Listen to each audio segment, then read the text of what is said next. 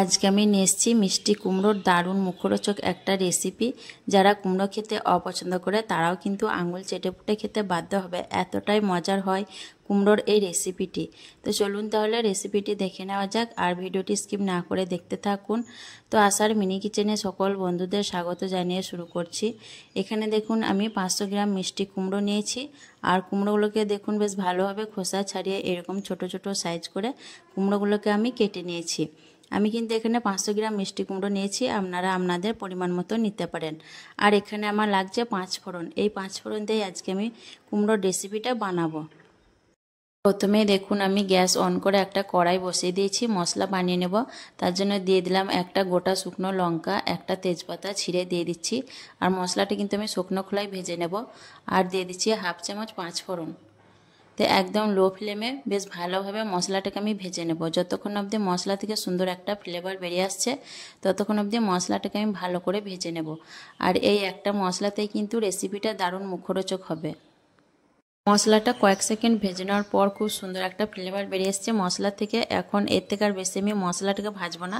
এখন মশলাটা আমি কড়াই থেকে নামিয়ে নেব। তারপর আমি কড়াইয়ের মধ্যে দিয়ে দিচ্ছি পরিমাণ মতো সর্ষের তেল। তেলটা হালকা গরম হয়ে আসার পর দিয়ে দিচ্ছি দেখুন দুটো শুকনো লঙ্কা আর একটা তেজপাতা ছিঁড়ে দিয়ে দিলাম। আর দিয়ে দিচ্ছি হাফ চামচ 5 ফোড়ন। তো বেশ ভালোভাবে আমি ফোড়নটাকে নাড়াচাড়া করে ভেজে নেব, যাতে ফোড়ন থেকে সুন্দর একটা গন্ধ বেরিয়ে আসে। ফোড়ন থেকে সুন্দর গন্ধ বেরিয়ে আসার পর দিয়ে দিচ্ছি দুটো মিডিয়াম সাইজের পেঁয়াজ কুচি।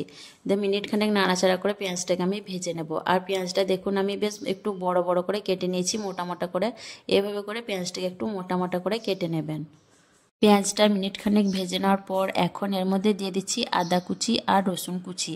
দিয়ে আবারও নাড়াচাড়া করে আমি একটু ভেজে নেব, যাতে আদা রসুনের কাঁচা গন্ধটা না থাকে।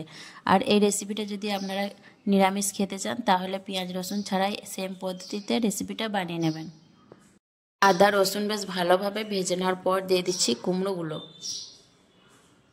কুমড়ো দেওয়ার পর দিয়ে দিচ্ছি হাফ চামচ নুন আর হাফ চামচের থেকে একটু কম হলুদের গুঁড়ো। বেশ ভালোভাবে নাড়াচাড়া করে নেবো। আমি 3 থেকে 4 মিনিটের মতো কুমড়োগুলোকে এইভাবে নাড়াচাড়া করতে থাকবো।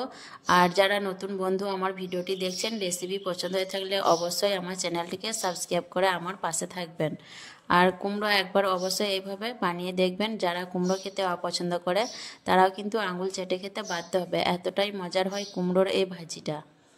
3-4 মিনিটের মতো বেশ ভালোভাবে নাড়াচাড়া করে নিয়ে এখন কুমড়োগুলোকে এক কাছে করে দিলাম। দিয়ে ঢাকা চাপা দিয়ে আমি আরও 3-4 মিনিটের মতো হতে দেব। 3-4 মিনিট পর দেখুন আবারও ঢাকনা খুলে নিচ্ছি।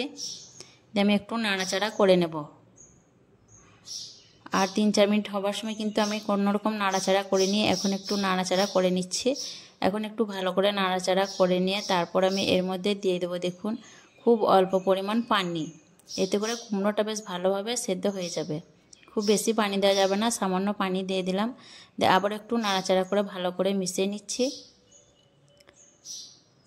ভালোভাবে মিশিয়ে নেওয়ার পর আমি আবারও ঢাকনা দিয়ে 5 মিনিটের মতো হতে দেব। আরও 5 মিনিট পর আমি ঢাকনা খুলে নিচ্ছি, দিয়ে নাড়াচাড়া করে নেব। আর কুমড়োটা দেখুন অনেকটাই গলা গলা হয়ে গেছে। আর পানিটা এই কারণেই আমি দিয়েছিলাম যাতে কুমড়োটা একটু গলা গলা ভাব হয়। একটু গলা গলা ভাব হলে খেতে বেশ ভালো লাগে। তো পানিটা দেখুন একটু নাড়াচাড়া করে টানিয়ে নিলাম। পানিটাকে টানিয়ে নেওয়ার পর দিয়ে দিচ্ছি আগে থেকে যে মশলাটা ভেজে রেখেছিলাম সেই মশলা গুঁড়ো করে দিয়ে দিলাম। আর দিয়ে দিচ্ছি 4 চামচে 1 চামচ চিনি। একটু মিষ্টি মিষ্টি ভাব হলে খেতে বেশ ভালো লাগে। আর মিষ্টিটা অবশ্যই নিজেদের পছন্দ মতো বাড়িয়ে কমিয়ে দিতে পারেন, যে যেমন মিষ্টি খেতে পছন্দ করেন। আমি 1 চামচ দিয়েছি। বেশ ভালোভাবে নাড়াচাড়া করে মশলা আর চিনিটাকে দেখুন মিশিয়ে নিচ্ছি। বেশ ভালোভাবে মশলা মিশিয়ে নেওয়ার পর আমি এক কাছে করে দিলাম কুমড়োটাকে। দিয়ে তারপর আমি ঢাকনা দিয়ে দেবো দেখুন। আর ঢাকনাটা দেখুন কিভাবে আমি দিচ্ছি। ঢাকনাটাকে দেখুন এইভাবে করে আমি কিছুটা ফাঁক রেখে ঢাকনাটাকে দিয়ে দিলাম। দিয়ে আমি একদম লো ফ্লেমে 4-5 মিনিটের মতো হতে দেবো। তাহলে মশলার ফ্লেভারটা খুব সুন্দরভাবে মিশে যাবে আর তেলটাও ছেড়ে দেবে। তারপর আপনাদের পরিবেশন করে দেখিয়ে দেবো। মাশাআল্লাহ দেখুন দেখতে কতটা লোভনীয় হয়েছে, আর খেতেও কিন্তু দারুণ লাগে। মিষ্টি কুমড়োর এই মুখরোচক রেসিপিটি অবশ্যই একবার বাড়িতে বানিয়ে দেখবেন, খেতে কিন্তু দুর্দান্ত লাগে। তো কেমন লেগেছে আজকের এই মিষ্টি কুমড়োর মুখরোচক রেসিপিটি অবশ্যই কমেন্টে জানাবেন। ভালো লাগলে লাইক করবেন, শেয়ার করবেন আর আমার চ্যানেলটি সাবস্ক্রাইব করে আমার পাশে থাকবেন। আসবো আবার অন্য কোনো রেসিপি নিয়ে। সকলে ভালো থাকবেন, সুস্থ থাকবেন। আল্লাহ হাফেজ।